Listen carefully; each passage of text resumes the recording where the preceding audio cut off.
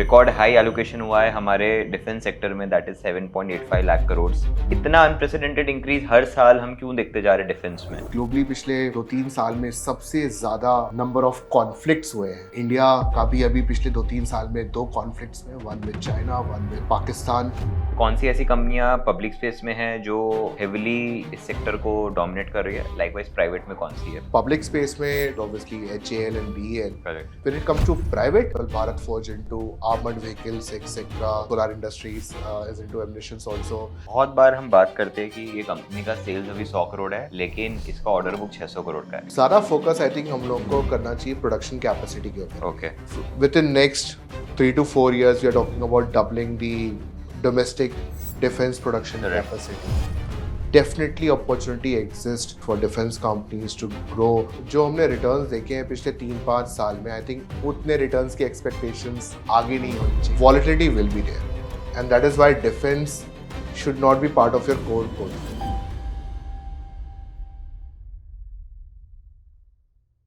Hello everyone, आज के इस पॉडकास्ट में हमारे साथ मेरा एसेट से जुड़े हैं सिद्धार्थ, जो हमारे साथ एक बहुत ही इंटरेस्टिंग सेक्टर के ऊपर डिस्कशन करने वाले हैं, दैट इज डिफेंस। पिछले कई सालों से मार्केट का ये one of the favourite sectors रहा है जहाँ पे इन्वेस्टर्स ने बहुत ही अच्छे रिटर्न्स बनाए हैं।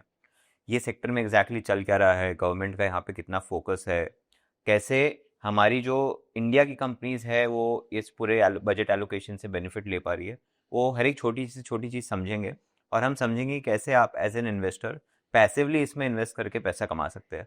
सो विद दिस सिद्धार्थ, सबसे पहला क्वेश्चन मेरा, 2 दिन पहले ही बजट अनाउंस हुआ है, रिकॉर्ड हाई एलोकेशन हुआ है हमारे डिफेंस सेक्टर में, that is 7.85 lakh crore, which is I think the highest that we have ever seen, और इनफैक्ट लास्ट टाइम से 15% ज़्यादा भी है वो। सो इतना अनप्रेसिडेंटेड इंक्रीज हर साल हम क्यों देखते जा रहे हैं डिफेंस में? जैसा आपने बोला कि इस साल बजट में ऑलमोस्ट 7.85 लाख करोड़ एलोकेट हुए, बट उससे इम्पोर्टेंटली कैपिटल आउटले सेक्शन में 2.2 लाख करोड़ के आसपास गए, which is almost 22% increase. Okay. And उसमें से capital expenditure is almost 1.85 lakh crore, which is around 25% increase. Correct. जो कि सिग्निफाई कर रहा है कि जो बजट इंक्रीज हो रहा है वो आपकी normal military personnel maintenance and pension के अलावा focus is on armament, right? ज़्यादा प्रोक्योरमेंट करना, मॉडर्नाइजेशन करना, आर्म्स एंड एमुनिशंस लेना, etcetera, which is a good thing for defence industry. Because हमने ये भी देखा है कि पिछले कई सालों में because of increase in defence budget, share of Indian defence industry भी बढ़ा है। एंड ये ज़रूरी इसलिए हुआ है, पिछले साल ही ऑपरेशन सिंदूर हुआ था, एंड हम इस समय एक ऐसे जियो पॉलिटिकल सिनारियो में रह रहे हैं जहाँ पे ग्लोबली पिछले 2-3 साल में सबसे ज़्यादा नंबर ऑफ कॉन्फ्लिक्ट्स हुए हैं, राइट? एंड इंडिया का भी अभी पिछले 2-3 साल में 2 कॉन्फ्लिक्ट्स हुए, one with China, one with Pakistan, right? And ये सारी एक रियलिटी लेकर के आता है जो कि 2 चीज़ें दिखाती है। वन, आपकी मिलिट्री को हमेशा एक रेडी स्टेट में रहना पड़ेगा, मॉडर्न रहना पड़ेगा, एंड साथ ही साथ जिसके हम शायद आगे बात करें कि वॉर थिएटर ही काफ़ी कुछ चेंज हो गया है, right? The plans and practices, strategies which were used just 10 years back are no more efficient and no more put into place. Correct. Just see कैसी war gaming strategies use हो रही है आजकल रशिया यूक्रेन वॉर में, and किस type की हमने जो कॉन्फ्लिक्ट देखी ऑपरेशन सिंदूर के टाइम पे, कितनी डिफरेंट थी compare to what we expect, what used to happen 10-20 years back. पहले आई थिंक कितना मैन है मेरी वॉर में वो इम्पोर्टेंट था, अभी कितने मॉडर्नाइजेशन, कितनी मशीनरी, किस तरह की मिसाइल्स है, वो इक्वली इंपॉर्टेंट हो गया है कि how much strength your army has. Absolutely correct. So global context में आपने कहा कि ये कुछ भी साल ऐसे रहे कि वर्ल्ड वॉर टू के बाद सबसे ज़्यादा कॉन्फ्लिक्ट्स रहे, तो ग्लोबली भी आई थिंक 1995 में करीबन $724 बिलियन का बजट था ग्लोबली टूवर्ड्स डिफेंस, जो अब बढ़ के अप्रॉक्सीमेटली 3-3.5 गुना हो गया, $2.65 ट्रिलियन हो गया। तो क्या पूरा एक स्ट्रक्चरल शिफ्ट ही आ रहा है in terms of defence as a sector खाली इंडिया में ही नहीं, ग्लोबली भी? एक्चुअली आपने 2.7 ट्रिलियन में से अगर हम देखें तो top 3 countries which is US, China and Russia almost capture 50% plus of the military spending. US spending alone is almost closer to $1 trillion, Correct. right? And ये सारी चीज़ें अगेन करंट रियलिटी दिखा रही है. हमने देखा है पिछले जितने भी कॉन्फ्लिक्ट्स हुए हैं उसमें काफ़ी वेस्टर्न स्टेट्स, रशिया या फिर चाइना का इन्वॉल्वमेंट रहा है. एंड एंड अगर किसी भी कंट्री को अपना एक वर्चस्व बनाना है एक ग्लोबल स्केल पे, तो इट इज़ वेरी इंपॉर्टेंट कि कॉन्फ्लिक्ट में इन्वॉल्व होना उतना ज़रूरी नहीं है, लेकिन एक वैसा रुतबा होना मिलिट्री का, वैसा मॉडर्नाइजेशन होना मिलिट्री का कि आप इन्वॉल्व हो सकते हैं, आप एक एक्शन ले सकते हैं, because deterrence is also very important. Correct. Right, हमने देखा है कि डेटरेंस की वजह से भी कितने सारे इश्यूज रिजॉल्व हुए हैं जो कि एस्केलेट हो सकते थे. सो जियो पॉलिटिकली भी ग्लोबली काफ़ी चेंजेस आए हैं. पहले एक कोल्ड वॉर था जहाँ पे सिर्फ हम लोग एक western block versus eastern block की बात करते थे. आज हम देख रहे हैं कि यूएस एक एक्शन प्लान ले रहा है. यूरोपियन मेनलैंड थोड़ा सा कभी अलाइंड है, कभी अलाइंड नहीं है. Then you have China on one side, Russia taking actions on other side, and there are a lot of geopolitical realities which are coming up, जो different गुट बना रही है. Correct. Right? Different realities in Middle East, in Indian subcontinent, in European mainland, in South America, in Africa, etc. And in सब की वजह से global spending military की बढ़ी है और ये बढ़ती रहेगी बिकॉज जैसे हमने पहले बात की, आजकल cyber warfare, AI, drone technology, your unmanned arrear vehicles etcetera, ये सब एक नई टेक्नोलॉजी आ गई है जिसकी वजह से जहाँ पे हम पहले स्पेंड करते थे बड़े टैंक्स में और टू एन एक्सटेंट बहुत बड़े एयरक्राफ्ट कैरियर्स में, उन सब में स्पेंडिंग रिलेटिवली थोड़ी कम होगी और इन मॉडर्न टेक्नोलॉजीज में काफ़ी ज़्यादा बढ़ेगी. अब जैसे इंडिया का बजट इतना बढ़ते जा रहा है, तो हम देखते थे कि आज से 20 साल पहले, 25 साल पहले हम इंडिया के पूरे बजट में काफ़ी सारा जो हमारा डिफेंस का बजट था उसमें चीज़ें इंपोर्ट होती थी. ये टेक्नोलॉजी की जैसे आप बात कर रहे हो, जेट्स की जैसे बात कर रहे हो, ये सारी इंपोर्ट होती थी. आज के टाइम पे वो नंबर मेरा करीबन 5 बिलियन से 1 बिलियन पे ड्रॉप हो गया इंपोर्ट का, और मैं इंडिया में ही इतना अच्छा प्रोडक्शन कर पा रहा हूँ. तो इसमें इतना ड्रामेटिक रिवर्सल इस तरफ से क्यों आया गवर्नमेंट का कि चलो बाहर से नहीं इंपोर्ट करके हम लोग खुद सेल्फ सफिशिएंट बनते हैं, स्पेशली इस सेक्टर में?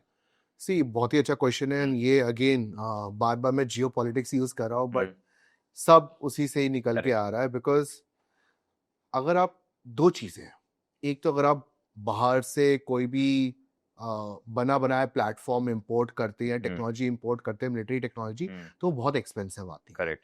राइट, एंड उसकी जो पूरी लाइफ साइकिल है उसमें जो पूरा खर्चा आता है, राइट, जैसे अभी हम लोग रफाल डील कर रहे हैं तो प्लेन लाना तो एक खर्चा है, लेकिन उसको पूरा मेंटेन करना, उसकी पूरी लाइफ साइकिल के लिए मैनेज करना is also an very big expense.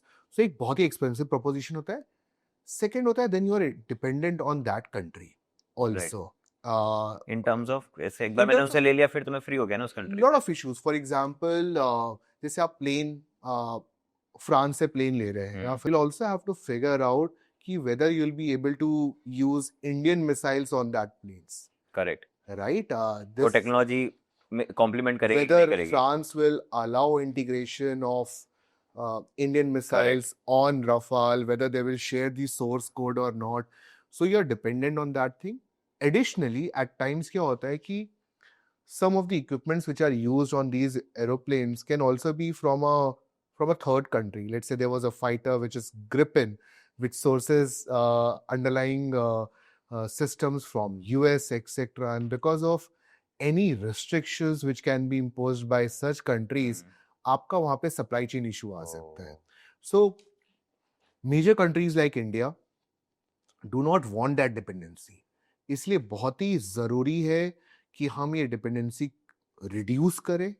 हमारे जो भी मेन वेपन्स है वो इंडिया में ही बने, डिपेंडिंग ऑन रिक्वायरमेंट्स हम उसको स्केल अप कर सके, वहाँ पे हमें कॉस्ट का भी फायदा होगा, हमारी डोमेस्टिक इंडस्ट्री का भी विकास होगा, एंड साथ ही साथ टेक्नोलॉजिकल एडवांसमेंट में हम किसी और कंट्री के ऊपर डिपेंडेंट नहीं रहेंगे। करेक्ट।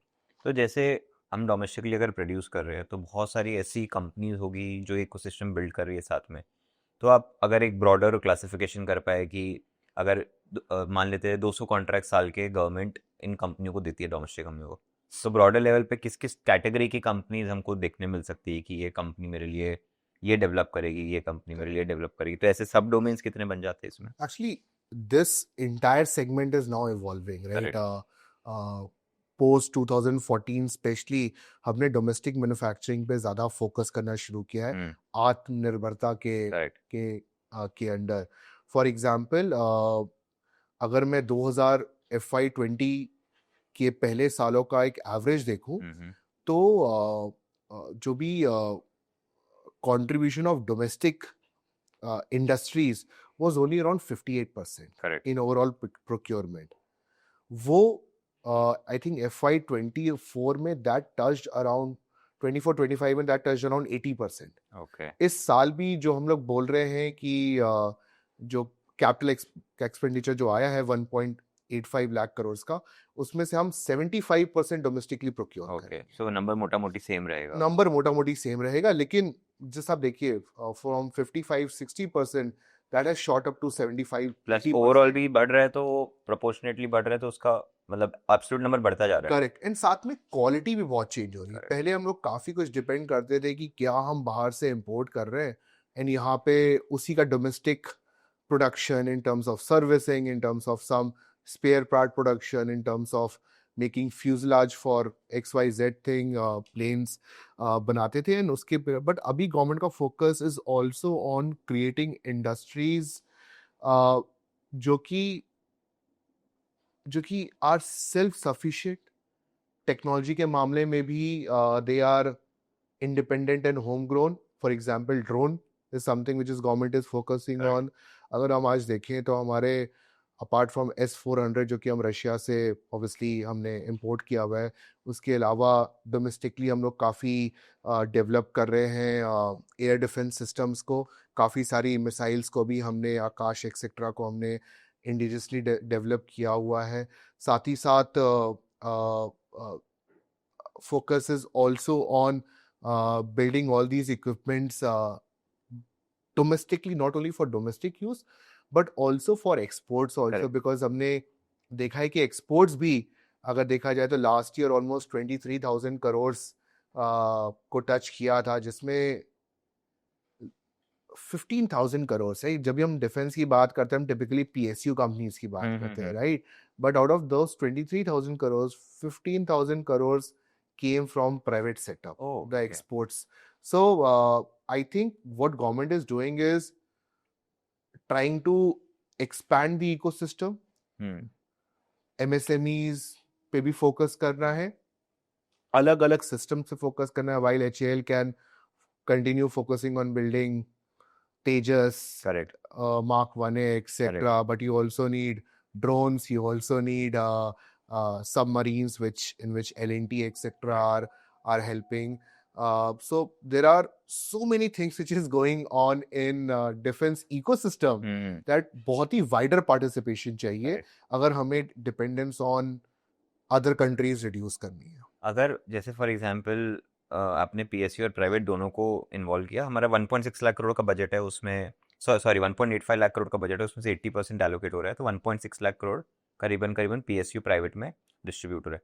आज पूरे से में जो हमारे वहाँ कंज्यूम करते हैं खुद के लिए भी, उसमें PSU बड़ा कंट्रीब्यूटर है कि प्राइवेट बड़ा कंट्रीब्यूटर है? सो लास्ट FY25 में 1.5 lakh crore was something which was domestically produced, जिसमें से around 33,000 crore was done by private players. Okay. So while ये number छोटा लग रहा है, but now that number is almost 22% of the industry, and this is where I feel कि ये contribution बढ़ेगा. Within defense, you will see more and more participation from private players. You've already seen Adani, Tata, L&T, L&T, etc., coming out and focusing on building drones.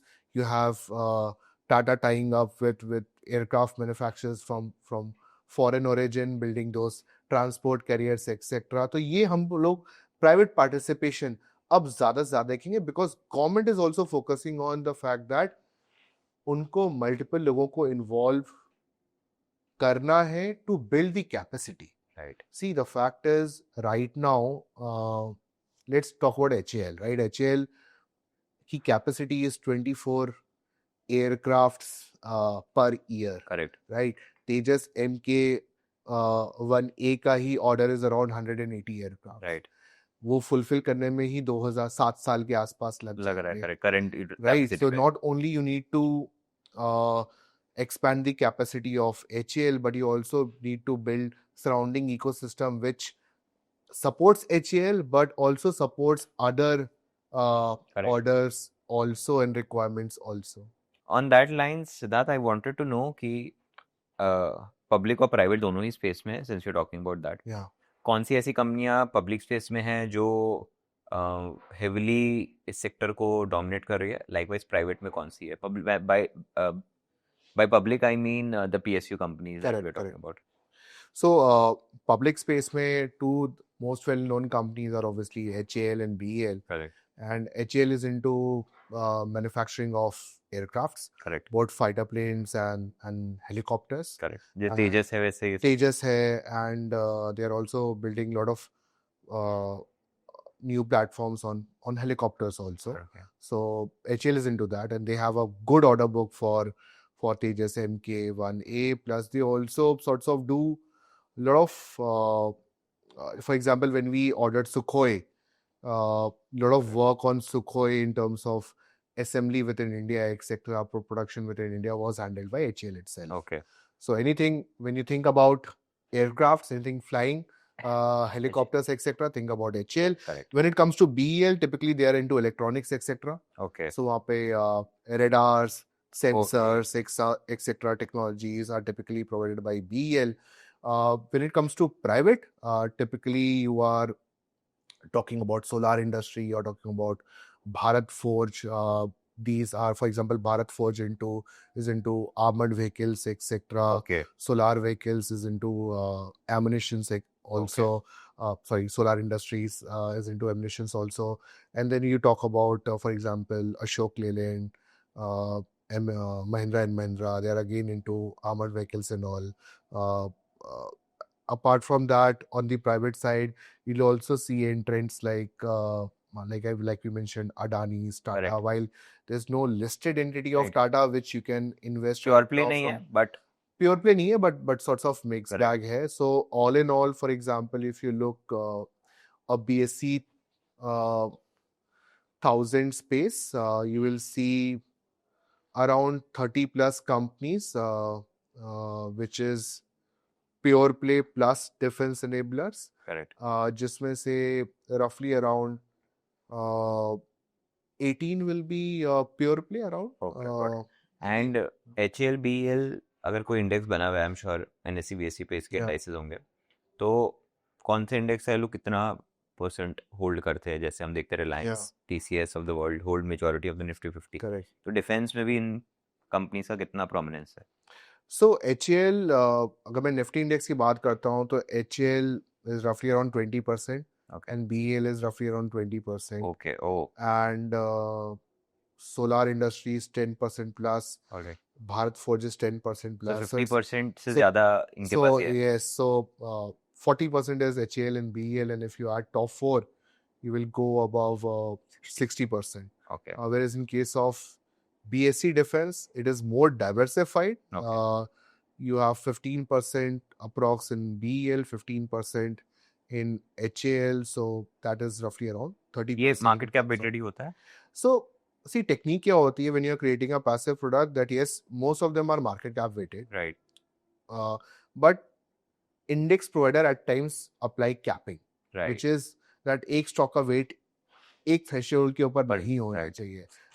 BSE has applied a capping of, I think, so in BSE has applied a capping of 15%. That is why you see that यहाँ पे एक stock का limit एक stock का limit 15% है, but जो non pure play companies है उनमें उन्होंने स्टॉक कैप 5% का लगा करके रखा हुआ है, बिकॉज ताकि वेट बहुत ज्यादा ना हो जाए. For example L&T is part of the portfolio of BSE index. अगर उसमें कैपिंग नहीं लगाते तो उसका सबसे ज्यादा वेट हो जाता, but it has been capped at 5% because L&T का एक छोटा सा हिस्सा ही है जो कि डिफेंस देखता है, डिफेंस की तरफ देखता है, एंड हेंस उसका वेटेज भी पोर्टफोलियो में कम होना चाहिए. बहुत बार हम बात करते हैं कि ये कंपनी का सेल्स अभी 100 करोड़ है, लेकिन इसका ऑर्डर बुक 600 करोड़ का है. करेक्ट. तो कितना इजी कन्वर्जन होता है from order book to revenue in reality? See that's a great question. सारा फोकस आई थिंक हम लोग को करना चाहिए प्रोडक्शन कैपेसिटी के ऊपर. ओके. फॉर एग्जांपल हम लोग HAL की बातें कर रहे थे कि कितनी ज़्यादा तेजस की ऑर्डर बुक उनके पास ऑलरेडी है, बट उनकी कैपेसिटी क्या है? उनकी कैपेसिटी है 24 aircraft as of now per year देने की.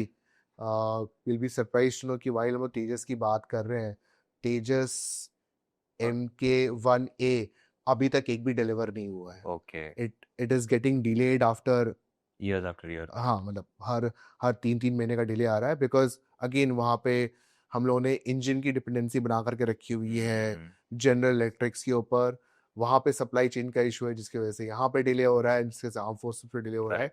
सो whenever, because all this will affect the share prices also, right? Because ultimately any share price is dependent on what revenue and profit the company is generating. And if company is not able to produce and generate revenue, the share price will obviously get impacted. So focus should not just be on order book, but also is how quickly that company can convert that order book into revenue and profit. तो capacity बढ़ाने के लिए what are this companies doing? वो हमको track करना हो तो क्या हम उनका खाली केपेक्स देखें?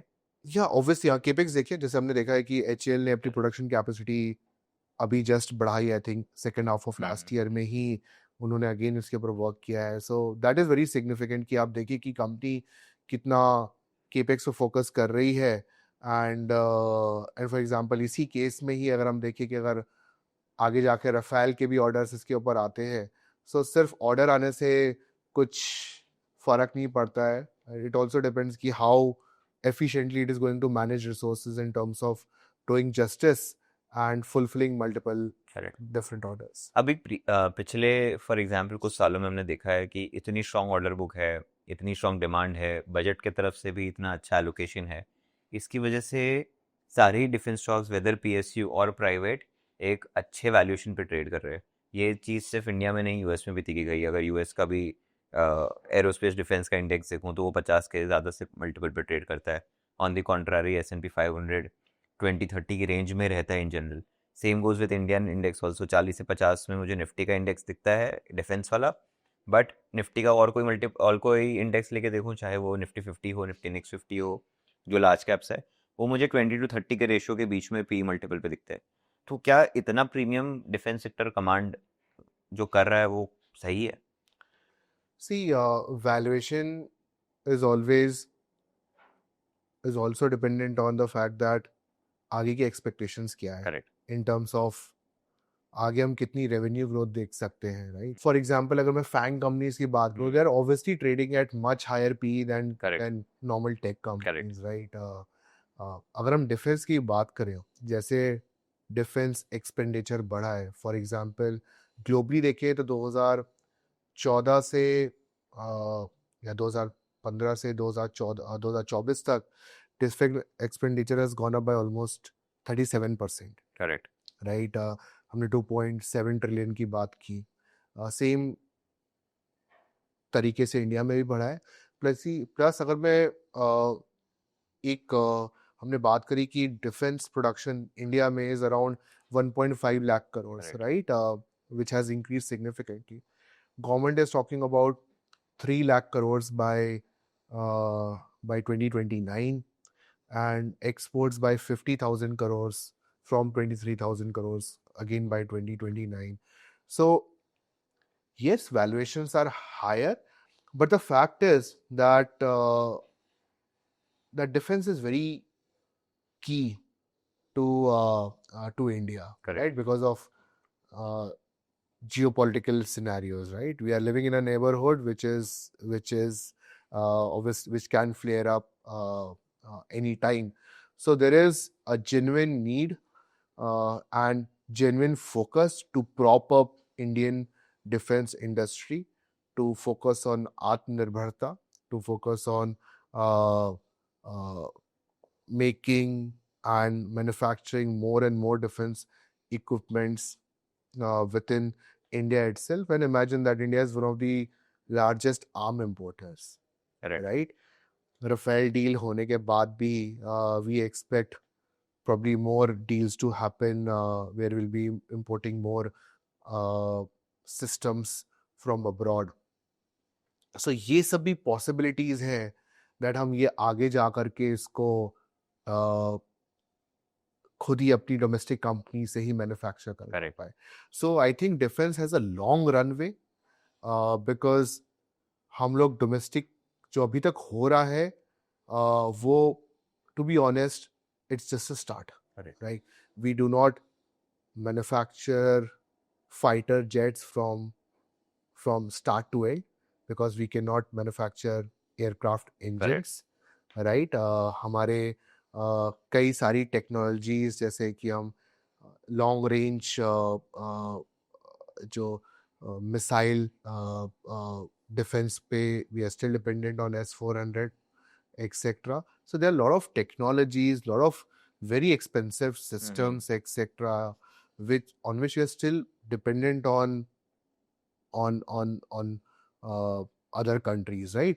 And इसीलिए ये पाथ काफी लंबा है. एंड यहाँ पे बिकॉज गवर्नमेंट का फोकस इतना है, we can see orders coming and government, let's say, propping up defense industry more and more. So I think while valuations are high, I can understand why valuations are at these levels. It is now up to the company to justify these valuations, right? Companies have to grow at a multiple Growth rate. Correct. very high growth rate to justify these numbers. But I think there is an opportunity and situation exists where this can happen. Correct. अब for example defence as an index का overall market cap 100 से 300 हुआ, तो उसमें से good portion comes from कि उनकी earnings बढ़ गई, बट बहुत सारा वैल्यूएशन इंक्रीज पी री रेटिंग की वजह से भी हो गया.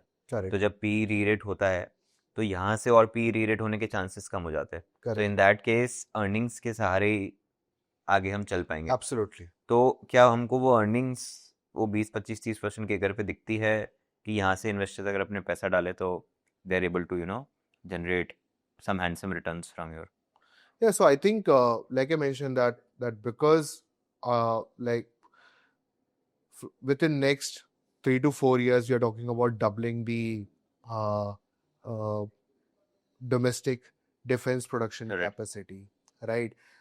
Post Operation Sindoor, we are going to focus more and more on capital expenditures, modernizing forces across Navy, Air Force, as well as Army. So I think definitely opportunity exists for these companies, for defense companies, to grow at a very high pace. And I personally believe that more than the large cap companies, the opportunity is there at mid cap and small caps also to capture this, because for example drones etc., you see these segments are growing up very quickly because the reality of war has changed, right? And we saw that between India and Pakistan conflict last year also. And with such kind of returns, we have often seen कि volatility भी आती है. Defence का index ऐसा रहा है जहाँ पे एनुअलाइज रिटर्न्स 20% से प्लस रहे in most of the years. But for example 2018 एक ऐसा पीरियड था जहाँ पे at the index level things went down by 30-35%. Correct. So in those cases as an investor तो वो थोड़ा सा पैनिक हो ही जाएगा. सो वहाँ पे वो क्या करे कि इतना वॉलिटिलिटी अपने पोर्टफोलियो में कैसे देखे अगर वो इसमें इन्वेस्ट कर रहा तो? सो फर्स्ट ऑफ ऑल, जो हमने रिटर्न्स देखे हैं पिछले 3-5 साल में, आई थिंक उतने रिटर्न्स की एक्सपेक्टेशंस आगे नहीं होनी चाहिए. Having said that, I believe that defence in the long run will outperform broad market. So pehla that is what I think. Second is volatility will be there, and that is why defense should not be part of your core portfolio. It should be part of your satellite portfolio. और satellite आप थोड़ा सा core typically is something जो आप एक long term के नजरिए से इन्वेस्ट करते हैं, राइट, जहाँ पे आपका ज्यादा फोकस होता है कि मार्केट बीटा आप कैप्चर कर ले. करेक्ट. एंड अल्फा जनरेट करने के लिए आप या तो लॉन्ग टर्म के लिए एक सैटेलाइट पोर्टफोलियो बनाते हैं जिसमें आप टैक्टिकल एलोकेशन भी कर सकते हैं, जैसे कि कई लोगों ने अभी गोल्ड एंड सिल्वर में टैक्टिकली हायर एलोकेशन किया था. So defence and similar theme should be part of your satellite portfolio, where जहाँ पे आप अल्फा के लिए इन्वेस्ट कर रहे हैं, जहाँ पे आपका एलोकेशन थोड़ा सा कम होना चाहिए, राइट. एंड हेंस अगर वो सेगमेंट वॉलेटाइल भी है, so it should not impact the overall performance of your portfolio. ऐसा नहीं होना चाहिए कि मैंने उठा करके 20-30% डिफेंस में डाली है एंड देन उसकी वॉलेटिलिटी बहुत ज्यादा हो गई and it is impacting the entire portfolio. It should be somewhere around like 5% or so, and just say, yes, I'm generating wealth from that, but उसकी अगर volatile भी होता है तो it is I'm not getting severely impacted by returns. अगर एक normal investor को core में इन्वेस्ट करना तो कितना परसेंट ऑफ इस पोर्टफोलियो होना चाहिए और सैटेलाइट में कितना होना चाहिए, कोई नंबर है इसमें? Typically, अगर हम देखते हैं around 60-70% should be part of your core portfolio. Around 30% should be part of your satellite portfolio. Correct. And मान लेते हैं कि सैटेलाइट अच्छा कर रहा है, like we are in one of those year जहाँ पे डिफेंस अच्छा कर रहा था एंड रिटर्न्स अच्छा है, सो आई एम वेरी श्योर कि वो कोर पोर्टफोलियो को शायद आउट परफॉर्म करेगा. Correct. तो ऑटोमेटिकली उसका एलोकेशन भी बढ़ जाएगा. Correct. तो डू वी एक्सपेक्ट कि इन्वेस्टर उसको रीबैलेंस करे और वापस कोर पे अपना एलोकेशन ले आए, या फिर should they ride along? So थोड़ा बहुत see there's no harm in doing profit booking. Correct. Right? हम लोग हमेशा इन्वेस्टमेंट की बात करते हैं, बट कभी हम लोग रिडेम्पशन की बात नहीं करते हैं. Correct. For example, there are a lot of asset classes which have run up quite a lot, जो कि आपका अगर allocation target was 5% and वो run up से 10% हो गए, it can become risky also, right? Because of this sharp rises. तो उसमें आप कुछ profit booking करके उसको वापस डिजायर्ड एलोकेशन पे ला सकते हैं. There is no harm in profit booking and bringing your portfolio back to levels where they should be at. Since we are talking about investing in the entire theme, आपने दो indices की बात की, NSC ने बनाया कि BSc ने बनाया. मैं ज़्यादा बीएससी वाले इंडेक्स में इंटरेस्टेड हूँ क्योंकि वो थोड़ा सा डाइवर्सिफाइड है.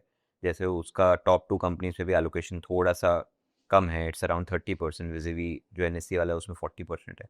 सो मैं थोड़ा सा उसमें इंटरेस्टेड हूँ to talk about that index, कैसे वो बना हुआ है. सो बेसिक रिसर्च जो मैंने की है कि उसमें करीबन 34 कंपनियाँ हैं. तो कुछ कंपनियाँ प्योर प्ले है, कुछ कंपनियाँ इंटीग्रेटेड है. तो एग्जैक्टली वहाँ पे क्या फ्रेमवर्क यूज़ हो रहा है प्योर प्ले कंपनी में वेट एलोकेट करने में, और जो एनेबलर्स है उनमें क्या रूल अप्लाई हो रहा है उसमें वेट सिलेक्ट करने के लिए? So basically pure play companies are the companies जो कि ऑलमोस्ट मेजॉरिटी ऑफ अपना रेवेन्यूज एक्सेट्रा डिफेंस से निकालती है, right. For example not only HAL, BL, but your names will be like even let's say Mazgaon Dock, etc., Solar Industries, etc. So these are pure play companies, right? यहाँ पे BSE ने क्या किया हुआ है कि इन सारी कंपनियों से सिलेक्ट किया हुआ है एंड उनका स्टार्टिंग यूनिवर्स BSE 1000. सो आप 1000 कंपनीज में से देख रहे हो, आप इवन 500 माइक्रो कैप कंपनीज को भी कंसिडर कर रहे हो. सो उन्होंने कंपनीज पिक की हुई है, बट स्टॉक कैपिंग 15% की लगाई हुई है बिकॉज ये इंडेक्स नया बना है. तो आई ऑल्सो बिलीव कि HAL एंड BL ने काफी अच्छा रन अप दे दिया है. It is better to play a bit diversified because like I said that opportunity in terms of drones etc lies now probably in Small small mid cap, space, small right? cap, micro cap space. So it's better कि top stock का cap हो जाए, because से wait नीचे के stocks को भी Correct. मिलता है. आई थिंक बीएससी वाले इंडेक्स में शायद स्मॉल कैप्स आर रफली अराउंड 20% और सो Okay. All right. in terms of weightages. Mm-hmm. उसके अलावा then they are also focusing on companies जो कि SIDM की लिस्ट में है, which are non-pure play companies, Mm-hmm. जिसको हम, तो there's something called industry classification, Mm-hmm. right? जिसमें एम्फी इंडस्ट्री क्लासिफिकेशन में उनको as a pure play defence की तरह नहीं बोला गया, लेकिन वो SIDM की लिस्ट में है, विच आर डिफेंस मैन्युफैक्चरर्स की लिस्ट. एंड अगर उसमें है तो उन कंपनियों को भी इंक्लूड किया गया है अगर वो की कंपोनेंट्स ऑफ डिफेंस बना रही है. Correct. जस्ट बिकॉज कोई मेटल प्रोवाइड कर रहा है या फिर आयरन रॉड्स प्रोवाइड कर रहा है एक्सेट्रा, उनको नहीं इंक्लूड किया गया है. But for example arms and ammunitions, drones Correct. Etcetera, ये सब चीज़ें कर रही है, तो नॉन प्योर प्ले कंपनीज को भी इंक्लूड कर लिया गया है अगर वो इस मैन्युफैक्चरिंग में इन्वॉल्व है. इन कंपनीज को इंक्लूड करने के बाद बीएससी ने इनका वेट जो है 5% पे कैप करके Correct. रखा हुआ है, Right. ताकि किसी भी कंपनी का वेट बहुत ज्यादा ना हो जाए. Correct. बिकॉज अल्टीमेटली इनका प्रेजेंस तो है मैन्युफैक्चरिंग में, डिफेंस मैन्युफैक्चरिंग में, बट मेजॉरिटी लेवल पे नहीं है. So you will not want कि, सो पीपल विल वांट कि हाँ ठीक है एल होना चाहिए, अशोक लेलैंड होना चाहिए, राइट? लेकिन इनका वेटेज 20% नहीं होना चाहिए, Correct. बिकॉज वो और काम भी कर रहे हैं. हाँ, तो उसका वेटेज इसलिए उन्होंने 5% तक ही रखा हुआ है ताकि इनका प्रेजेंस रहे, लेकिन ये पोर्टफोलियो को ओवर पावर ना Correct. करे. सो इसीलिए यहाँ पे अब जैसे मैंने बताया कि ऑलमोस्ट 34 कंपनीज हैं pure play and defence enablers from large, mid and small cap segment. Large is roughly around 62%, small cap is around 20% or so, and remaining is mid cap companies. And like I mentioned, that I now like a diversified play in defense going forward. Yes, top heavyweights have done well for last 3-5 years, but I think now a lot of juice is left in Correct. mid caps and small caps and other and names. Likewise आपको ऐसा भी लगता है कि इस पूरे sector में PSUs ने ज़्यादा अच्छा परफॉर्म कर लिया है, नाउ इट्स द टाइम कि प्राइवेट सेक्टर अच्छा परफॉर्म करे, क्योंकि ये पर्टिकुलर इंडेक्स ऐसा है जहाँ पे पीएसयू में 52-53% एलोकेशन है, Correct. प्राइवेट में 46-48 है. Correct. विजेवी वो जो निफ्टी वाला इंडेक्स है डिफेंस का, उसमें 73% पीएसयूज की तरफ जाता है Correct. और प्राइवेट की तरफ 25-30 के रेंज में ही वो घूमता रहता है. तो क्या आप ये मिक्स से भी बहुत ज़्यादा कंफर्टेबल है विजेवी जो निफ्टी के मिक्स में है? I think I am. मुझे लगता है कि गवर्नमेंट का भी फोकस है कि apart from PSU companies, more private companies also participate. Capacity building में प्राइवेट प्लेयर्स का बहुत बड़ा हाथ रहेगा आने वाले सालों में. और हमने दैट्स हम देख रहे हैं कि जितने आपके बड़े प्राइवेट हाउसेस हैं लाइक टाटाज, अडानीज एक्सेट्रा, अभी डिफेंस इंडस्ट्री में आ रहे हैं. एंड एक और चीज़ है कि while PSUs have done really well, काफ़ी सारा जो आइडिएशन है और काफ़ी सारा जो आप इनोवेशन देखेंगे वो स्मॉल प्राइवेट प्लेयर से भी देखेंगे, right? Correct. For example Idea Forge etcetera. So these are, we feel कि अगले आने वाले 5-10 सालों में will see private players sorts of incrementally doing better than Correct. PSUs. Having said that, ऐसा नहीं है कि PSUs अच्छा नहीं करेंगे, बट हाँ, बट मोर बुलिश. गवर्नमेंट जब एलोकेट करती है, 2.25 करोड़ का बजट निकाला है डिफेंस के लिए, तो वो क्या अपना कॉन्ट्रैक्ट ज़्यादा पीएसयूज को नहीं देना चाहेगी क्योंकि गवर्नमेंट है at the end of the day? I think ऐसा कुछ नहीं है. I think it Okay. Depends on कि फोर्सेस की नीड क्या है एंड कहाँ से प्रोक्योर हो सकता है. हमने देखा है कि गवर्नमेंट का काम है कि वो प्रमोट करे प्राइवेट पार्टिसिपेशन को, right, via various policies.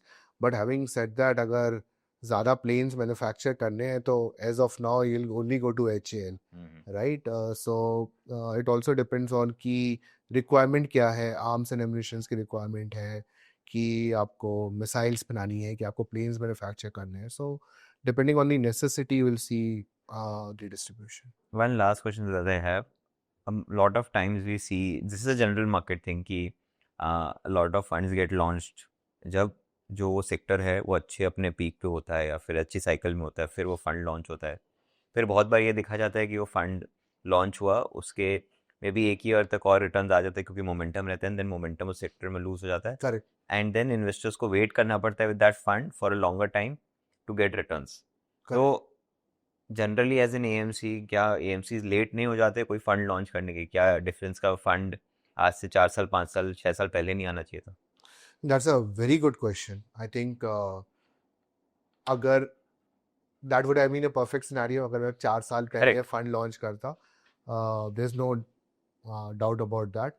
But having said that, I truly believe that even going forward for next 5-10 years or more, defense is a space जहाँ पे स्कोप काफ़ी ज़्यादा है इंडस्ट्रीज़ के बड़े होने का, इन टर्म्स ऑफ हमने काफ़ी ज़्यादा डिस्कस किया हुआ है कि इंडिया का डिफेंस बजट अभी ऑलमोस्ट 7.85 लाख करोड़ है। Correct. हम लोग दुनिया के सबसे बड़े one of the largest arm importer हैं। सो इन सब की वजह से I see that domestic defence manufacturers have a very good glide Correct. path to grow for next 5 to 10 years. While returns may not be equivalent to how well good they have been in past 3 to 5 years, but I think even next 5 से 10 साल में outperformance over broad market indexes रहेगी। Theme में ये भी ज़रूरी है कि आप जब इन्वेस्ट करें या सेक्टर्स में इन्वेस्ट करें, सो आप एक किसी रीजन के बेसिस पे इन्वेस्ट करें, एंड अगर थीम मैच्योर हो रही है, विच आई डोंट बिलीव डिफेंस अभी मैच्योर हो रही है, अगर मैच्योर हो रही है देन आप एग्जिट भी करें। करेक्ट। एंड एग्जिट करके you participate in some other theme or invest that money in a more broad market category. Core portfolio था उसमें इन्वेस्ट हो जाए। Correct, correct. So if 3 years down the line, 7 years down the line, 10 years down the line, people see that defense has in a way matured, the growth path has normalized, etc. So theme में से exit करना भी is again not a bad thing, right? We all talk about investment, we never talk about कि कब exit करना चाहिए, but अगर एक लग रहा है आपको ऐसा plateau होते हुए, so there's no harm in exiting. And also like I mentioned that keep it as a part of your satellite portfolio, come allocation करे थोड़ा सा, and so that उसकी volatility आपके overall portfolio का impact करे। Correct. I think पूरा conversation बहुत ही insightful था सिद्धार्थ, बिकॉज हमने रिसेंटली एक सेक्टर के बारे में बात की थी हमारे ही पॉडकास्ट में, विच वॉज पावर सेक्टर। तो वहाँ पे भी हमें बहुत इंसाइट समझ में आए थे कि कैसे वो सेक्टर वर्क कर रहा है, क्या डायनामिक्स है। सिमिलरली डिफेंस एक ऐसा सेक्टर है जहाँ पे बहुत लोग क्यूरियस है क्या हो रहा है, क्योंकि ये टॉप से तो लोगों को दिख रहा है कि एलोकेशन बढ़ते जा रहा है, बट एज एन इन्वेस्टर कैसे वो ट्रिकल डाउन हो रहा है towards PSUs, towards private companies, and me as an individual investor, how can I benefit from allocating my money around these companies जो ये बजट में पार्टिसिपेट कर रहे हैं और कुछ बना के गवर्नमेंट को दे रहे हैं। So it's a proud thing to do for the companies, and at the very same time investors who are investing here are supporting these businesses and making India a stronger defense country as it should be. So आपने अपना वक्त निकाला और हमारे साथ ये insight share किया, उसके लिए we are very very thankful to you. Thank you so much. Mutual fund investments are subject to market risks. Read all scheme related documents carefully.